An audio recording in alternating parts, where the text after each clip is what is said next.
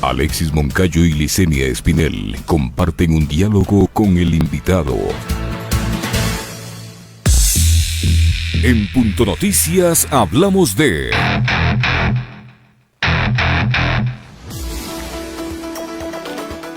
Generar empleo y mejorar el sistema de salud son las propuestas del binomio de Creo Guillermo Lasso-Alfredo Borrero. Guillermo Lasso, de 64 años, y Alfredo Borrero, de 65, dicen que quieren cambiar al país en medio del contexto tan sensible que se ha originado por la pandemia del COVID-19. Ellos aseguran que se concentrarán en empleo y salud, dos temas que preocupan a los ecuatorianos. Sostienen que el país requiere de una administración que ejecute y afirman estar preparados para eso.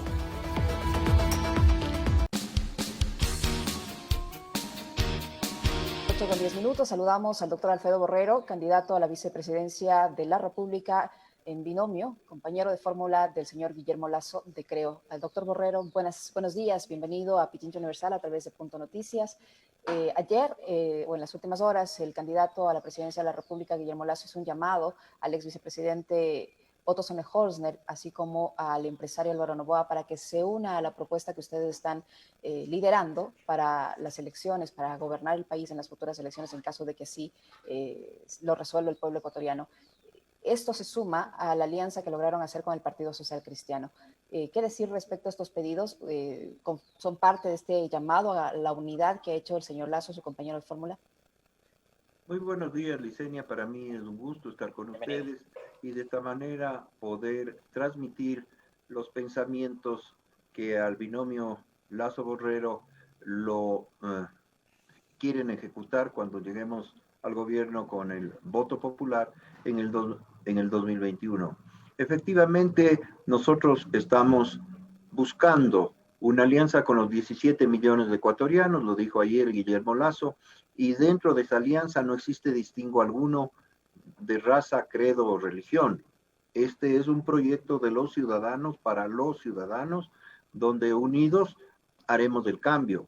Las reuniones, los comentarios, los diálogos, las alianzas que se han hecho y que son de conocimiento público, abarcan todos los espectros, y Guillermo lo hizo ayer, abriendo la puerta de manera puntual a dos personajes que lideran opiniones en el país, que son el abogado Álvaro Noboa y el ingeniero Otto Sonnenholzner, el ex vicepresidente de la República.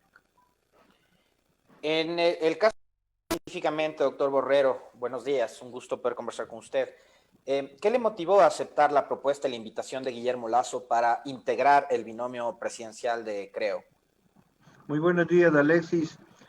Tengo el privilegio de conocer a Guillermo durante más de 10 años. Fui invitado por los años 2010 a un conversatorio sobre salud y de ahí he estado de alguna manera vinculado con su programa de gobierno en el área de salud. Nosotros fuimos gobierno cuando iniciamos el fideicomiso Salvar Vidas, y fuimos gobierno porque comenzamos con dinero ajeno, es decir, dinero de los aportantes, comprar mascarillas, comprar insumos, comprar equipos y distribuirlos por todo el país, por todas las provincias, por todos los cantones, las parroquias y todos los hospitales. Y lo hicimos, digo yo, de manera personal. Yo acudía a los hospitales y centros de salud en Quito y en Pichincha para hacer la entrega. Ese equipo, ese sistema, guardando pulcritud absoluta en el uso de los recursos y destinando los mismos a las personas que los necesitan, queremos impulsar y queremos realizarlo en el gobierno que iniciará en el mes de mayo del 2021. El sector de la opinión pública, doctor Borrero, si me permite, Liz, que identifica al candidato Lasso y al movimiento Creo como una organización política que ha ayudado y ha sostenido al gobierno de Moreno, que ha sido un aliado del gobierno de Moreno. ¿Usted cuánto cree que eso les pueda afectar en la carrera electoral? Le debo contar que yo no soy afiliado, nunca lo he sido, a ningún partido ni movimiento político. Yo quiero hablar de dos temas que son fundamentales. El el uno que es la salud. La salud es un tema transversal y eso implica que todos los ecuatorianos, todos los ciudadanos debemos tener derecho a la salud. Respeto las decisiones que hayan tomado. Creo que cuando se busca gobernabilidad en los estados, necesita existir una coaligación para ayudar con algún tipo de leyes. Desde mi punto de vista, eso no es estar aliado, sino apoyar a que el gobierno pueda salir de la crisis en la que se encontraba. Doctor Borrero, usted como médico, ¿cómo evalúa el manejo de la crisis sanitaria del COVID-19 en el país, las decisiones adoptadas por el actual ministro Ceballos en este sentido? Voy a iniciar su pregunta con una noticia que aparece hoy día en primera plana, que dicen que van a cambiar los registros para informar el número de pacientes que tienen. Eso es una noticia que lo administra, que lo promulga el Ministerio de Salud. La pandemia es un tema mundial, pero en el Ecuador de manera particular, y discrepo con otras opiniones, con todo el respeto, develó un sistema de salud que ya estaba desbaratado y que terminó por desbaratarse. ¿Qué se debía hacer? Esa recomendación no la digo yo porque yo no soy un experto en estos temas, pero eso lo dicen a nivel mundial. Y son tres cosas que son fundamentales para un manejo adecuado de este tipo de pandemias. La número uno, sincerar las cifras. Si no sinceramos las cifras, no podemos hablar de lo que tenemos, de la cantidad de muertos y de los enfermos. Y voy a citar algo. Entre el mes de finales de marzo hasta el mes de abril, aproximadamente en Guayaquil, fallecen por otras causas alrededor de 2.000, 2.300 pacientes. El pico se disparó y subieron a 10.000 pacientes. Entonces, algo estaba ocurriendo. Pues, ¿qué estaba ocurriendo? Que había cadáveres en las calles y se colapsó el sistema de salud, lo cual contradice con las cifras enunciadas hasta la actualidad. Punto número 2. Debemos sectorizar, debemos regresar a los ciudadanos, a las comunidades, a los barrios donde podamos nosotros hacer un gran cerco epidemiológico. ¿Con qué finalidad? Con la finalidad de que los pacientes que están con clínica y que podemos mantenerlos en casa, porque recordemos que aproximadamente entre un 10 a 15% de pacientes necesitan hospitalización. Es decir, a esos pacientes les tenemos en sus casas con vigilancia epidemiológica y con manejo clínico. Evitamos lo que ocurrió, el colapso de los hospitales. Y número 3, es fundamental hacer pruebas y hacer pruebas a pacientes sanos, porque los tres conocemos que esta enfermedad se transmite cuando el paciente está asintomático. Entonces nosotros tenemos que aumentar las pruebas. ¿Y cuáles pruebas deberíamos hacer más? Las pruebas PCR, que son las que hacen el diagnóstico de la enfermedad. Las otras pruebas, como nos han dicho y conocemos, son pruebas que nos dan un mapa inmunológico de cómo está el paciente, pero no le ponen nombre y apellido. Entonces, en base de esto, nosotros como sociedad civil, lo que hicimos es apoyar al ministerio cuando en los hospitales no tenían nada, no tenían mascarillas, no tenían ropa, no tenían ventiladores, no lo tenían. Esa conjunción de unidad es la que lleva a los países al desarrollo. Doctor, ¿cuál es su criterio y su evaluación de lo que ha sido el manejo de la pandemia en el gobierno del presidente Moreno y el desempeño además del ministro Ceballos al frente de la cartera de salud? Él ha dicho en medios internacionales que el gobierno de Ecuador es un referente en el manejo de la pandemia, cuando tenemos también notas internacionales que hablan de que el Ecuador fue uno de los países que peor manejó la crisis sanitaria. Usted, que es un conocedor de la materia sanitaria, es un académico y médico de profesión, ¿cuál es la evaluación que hace del desempeño del gobierno durante esta crisis? Respeto mucho la opinión del ministro Juan Carlos Ceballos, no la comparto. Es decir, es imposible decir que somos líderes mundiales en el manejo de la pandemia. Es algo que a mí me trastoca el pensamiento, cuando tenemos datos que no lo reflejan así, cuando tenemos un índice de mortalidad muy alto y cuando todavía seguimos con pacientes y con hospitales que están llenos de enfermos con esta patología. Decía en mi pregunta anterior que debía el gobierno haber realizado 3 cosas: más exámenes, cercar epidemiológicamente a la población y sincerar las cifras. Yo le preguntaba eso, o sea, le repreguntaba lo mismo que la Liz en la anterior, porque la decisión adicional del ministro Ceballos en la Comisión de Fiscalización de la Asamblea, donde él dice que no es necesario hacer pruebas. Y usted, fíjese, nos dice que sí es necesario, es más que hay que hacer PCR. Hemos tenido aquí un desfile de epidemiólogos especializados en el tema también que nos han dicho, no, esto hay que hacer permanentemente pruebas. La OMS, hay que testear, y el ministro fue a la Asamblea a decir que no es necesario. ¿Cómo hacemos?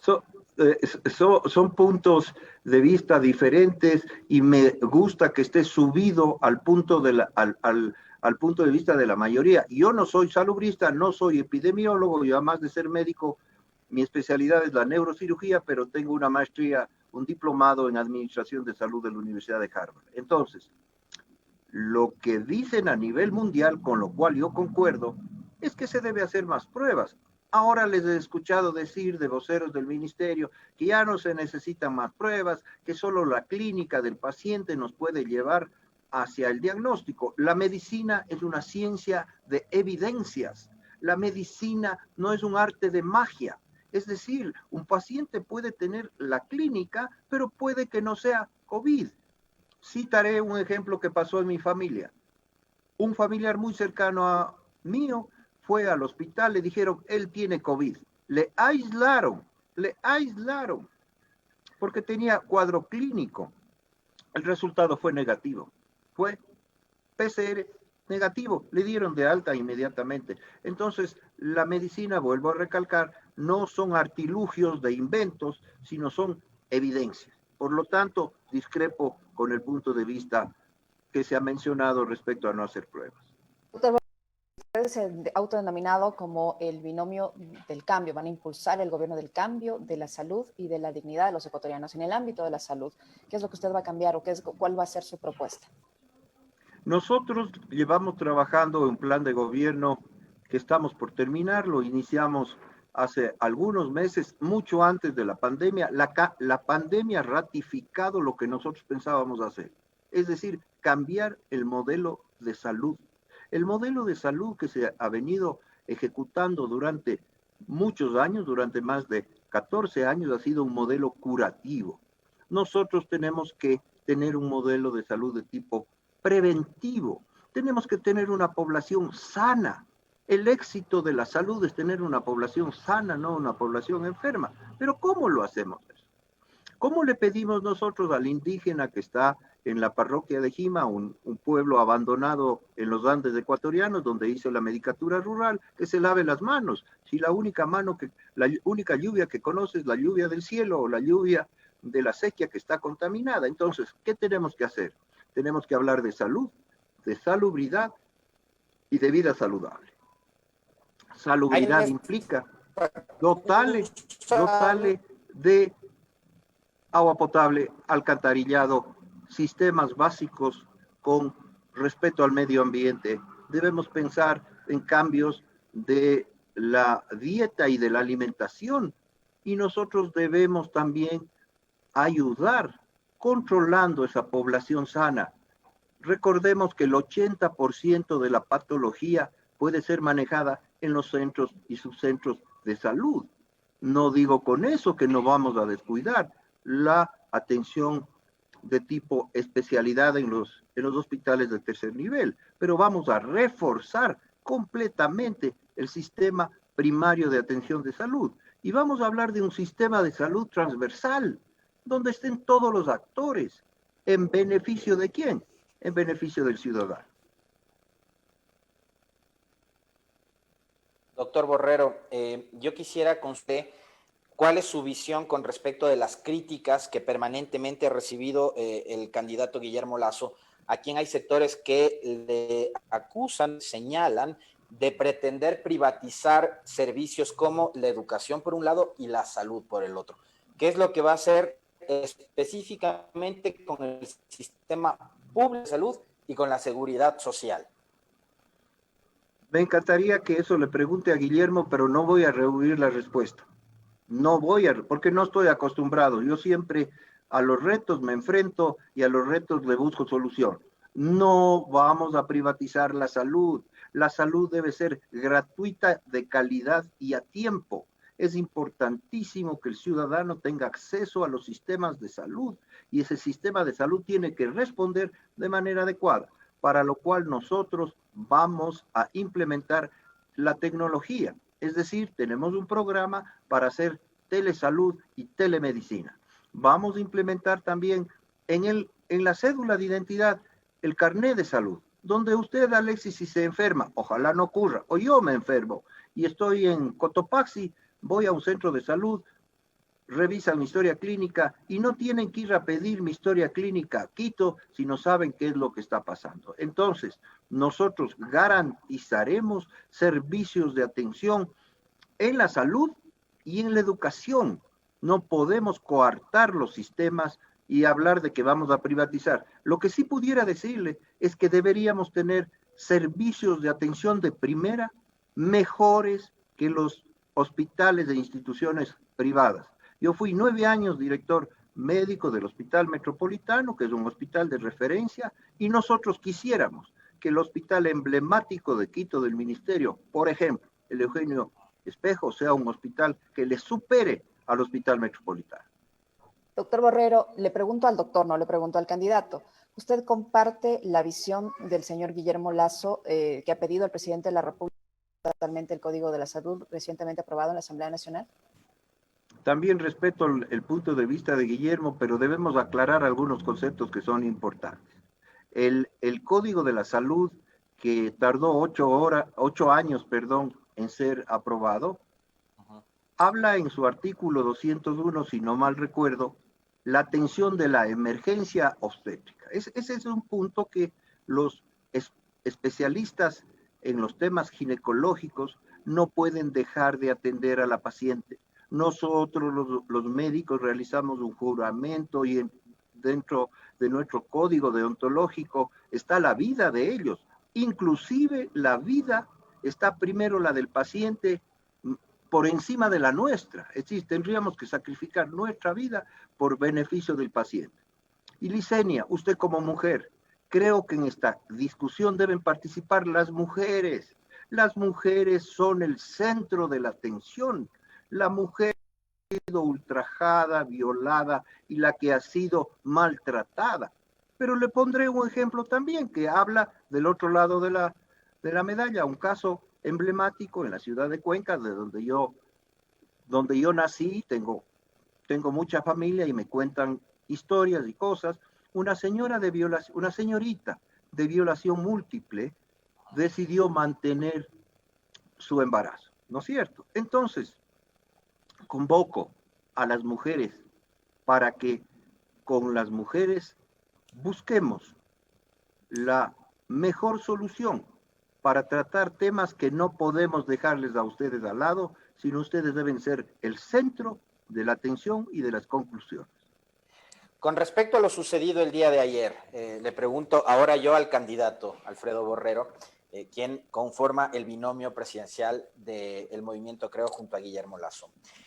¿Cuánto cambia el panorama y el escenario electoral para ustedes, para la candidatura de Creo, el que Correa no pueda participar en las próximas elecciones?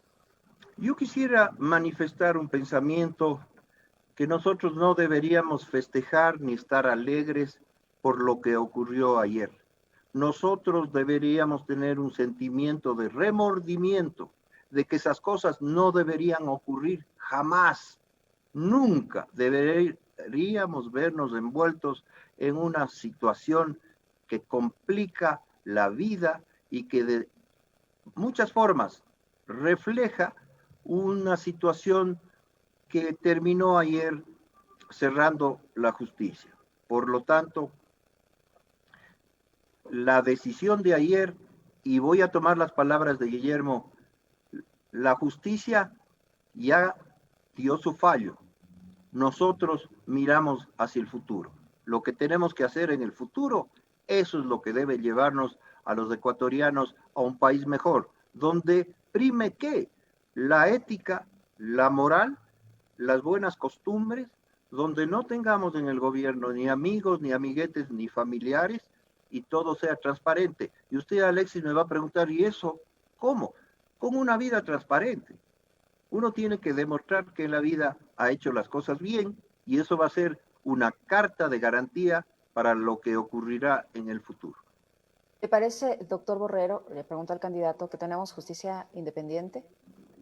¿Le parece justa la decisión de ayer, correcta?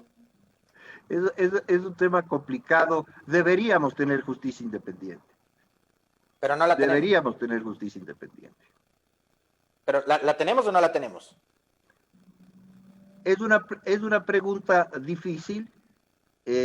Yo quisiera que la justicia sea independiente y probablemente el resultado de ayer fue una visión de una justicia independiente. Ningún Estado debe tener una justicia sojuzgada al poder central.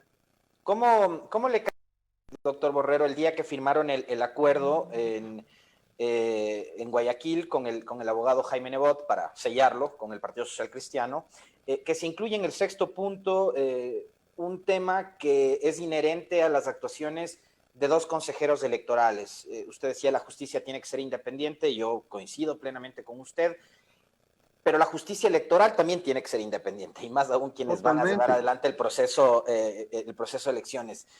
Nos garantiza transparencia absoluta el que Creo y el Partido Social Cristiano tengan ahora mismo representantes en el Consejo Nacional Electoral. Voy a hacer un poco de historia. En las elecciones del 2017, los tres somos testigos que quedó una sombra de duda en que aparentemente no se llegó con la pulcritud y claridad que deberíamos haber llegado en las elecciones. Lo que necesita el ciudadano, porque la única manera, él es el dueño de su voto. No podemos coartar los derechos y el ciudadano tiene toda la libertad de votar por el candidato que él crea que debe ser el que rija los destinos del país. Por lo tanto, totalmente en la línea de tener un sistema electoral independiente, y la madurez de los candidatos tienen que darse cuando, en base de los resultados que no han sido manipulados, en base de resultados claros, reconocer la legítima victoria del candidato, así no sea el de su preferencia o no sea uno mismo. Doctor Borrero, ¿cómo va a ser la forma de gobernar que ofrece el binomio Lasso-Borrero? En el sentido de, me refiero, por ejemplo, muchos analistas dicen que actualmente se ha gobernado desde el odio. ¿Ustedes qué ofrecen? ¿Cuál va a ser su forma de gobernar? ¿Desde el resentimiento, desde el odio, desde dónde? Nosotros debemos volver a entretejer el gran tejido social. Jamás en mi vida he pensado que nosotros deberíamos tratar de buscar o recordar eventos que nos dividan. Nosotros debemos gobernar para los 17 millones de ecuatorianos, independiente del credo, la religión y la raza. Todos somos seres humanos. El odio, Licenia, daña al que lo está practicando. Doctor Borrero, estas últimas horas hemos visto los ecuatorianos cómo se han ido desarrollando estos procesos judiciales. Conversábamos hace un momento sobre qué tan independiente debe ser la justicia. Muy interesante conocer su opinión. Y yo quisiera también, a la par de lo que hablábamos del tema judicial, saber cuál va a ser la política económica, porque eso, fíjese usted, es algo que a la gente también le interesa mucho. Estamos atravesando una crisis combinada, ¿no? Crisis política, crisis económica y crisis sanitaria al mismo tiempo, y eso es algo que a la gente le genera mucha inquietud. Los oyentes nos piden, por favor, pregúntenle al doctor Borrero, candidato a vicepresidente por Creo, ¿cuál va a ser la política económica en caso de que ustedes ganen las elecciones? ¿Van a seguir con la línea que ha llevado adelante el gobierno de Moreno? ¿Van a tomar otro giro? ¿Hacia dónde? ¿Qué van a hacer? Sin ser el portavoz del plan económico, porque el que va a ser el portavoz del plan económico, va a ser el presidente de la República. Creo que los puntos cardinales que deben ser este rato estructurados son, por ejemplo, el empleo. Debemos generar políticas en las cuales, mediante un acuerdo público y privado, se incentive el empleo. Nosotros deberíamos también volcar los ojos al campo. El Ecuador es un país agrícola. Debemos conseguir préstamos blandos para que el agricultor pequeño, mediano y grande sea el que pueda sacar sus productos. Y esto es una cadena. Si no tiene una buena carretera, ustedes saben que no pueden sacar los productos porque estos se vuelven perecibles y se pierden.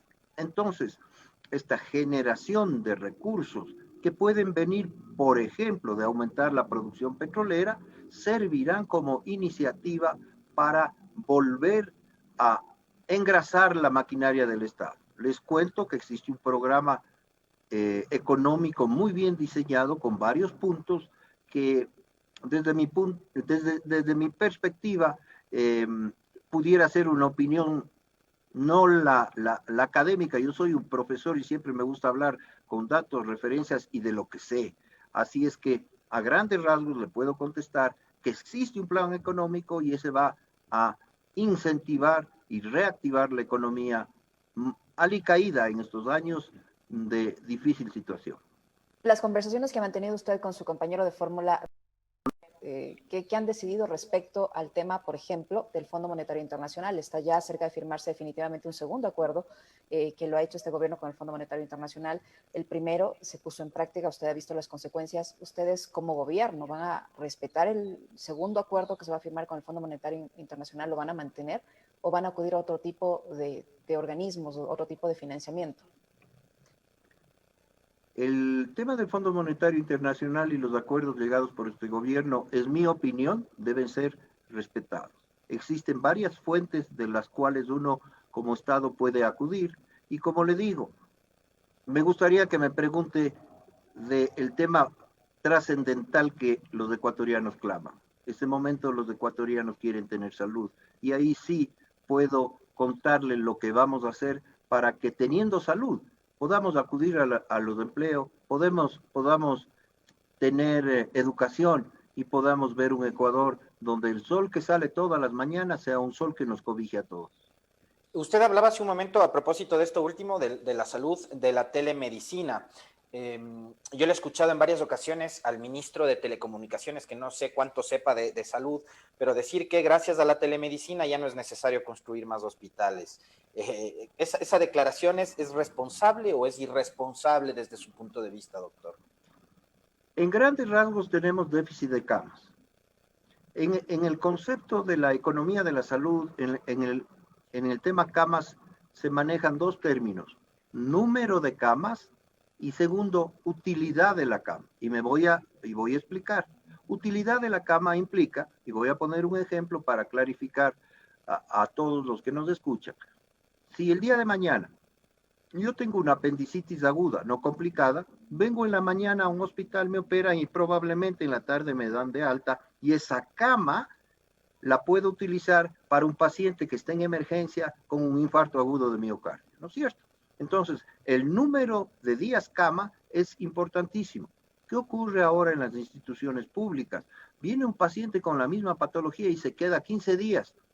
Se queda 15 días porque tiene habitación, alimentación y cuidado. No necesita ya estar ahí. Por lo tanto, debemos mantener una rotación de cama que es importantísimo. Debemos tener número suficiente de camas en áreas como la Amazonía. Mientras tenemos un promedio de alrededor de 3.0 camas por cada 10.000 habitantes. Nosotros necesitamos tener camas, hospitales en la Amazonía, en Galápagos y en algunas zonas de la sierra. Por lo tanto, debemos pensar que estos hospitales construidos también tienen que funcionar en el 100%, porque los hospitales construidos generalmente su funcionamiento no es mayor al 60%. Pero no nos olvidemos de un componente fundamental, y el componente fundamental son los que van a estar en los hospitales. Es decir, el gran equipo humano en salud que tiene que estar dotado de insumos y de equipos para brindar la mejor atención al paciente en el momento que así lo necesite. Eso con presupuesto, y en el último año hemos visto que el gobierno de Moreno ha hecho una serie de recortes súper duros al presupuesto de salud, doctor, mientras vemos que se priorizan otro tipo de gastos, otro tipo de giros en torno al tema económico. Vemos que, por ejemplo, para el gobierno, en medio de la pandemia fue prioridad negociar con los tenedores de los bonos, decidió machetazo al presupuesto de salud. ¿Qué hacemos ahí si no contamos con los recursos necesarios? Les quiero contar que el presupuesto de salud que maneja el ministerio bordea los 2.830 millones de dólares, y el presupuesto del IES en el área de salud bordea los 1.680 millones de dólares. Entonces tenemos dinero. Lo que pasa es que ese dinero tiene que tener prioridades, y una prioridad tiene que ser el atender al sistema sanitario, no a la burocracia.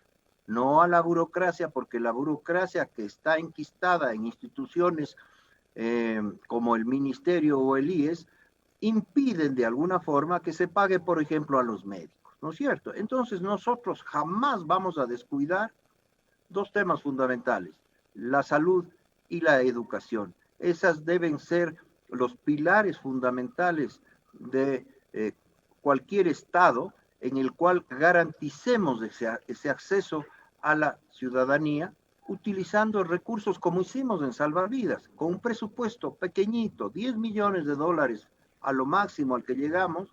Nosotros pudimos manejarlo de manera honesta y pulcra y distribuir los equipos a lo largo y ancho del país, y no de manera virtual, sino de manera real, acudiendo y viendo que sus equipos eran utilizados en los hospitales y por los ciudadanos.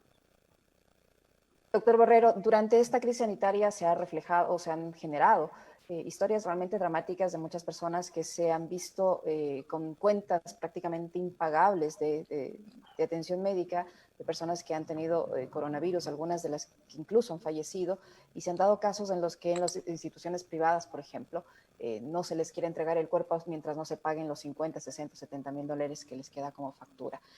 Tomando en cuenta esta situación, ¿usted considera que se debe regular los costos en la atención privada, por ejemplo? La atención privada tiene un sistema de tarifario, y ese tarifario, cuando vienen pacientes de las instituciones públicas, tienen que respetarse. Y también un tarifario cuando el paciente viene con su seguro.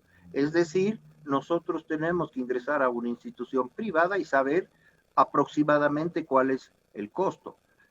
Me parece indignante, por utilizar una palabra no muy dura, pero sí que refleja lo que pienso, que no le dejen salir, no he sabido de su historia, que no le dejen salir de una institución al cadáver de un paciente.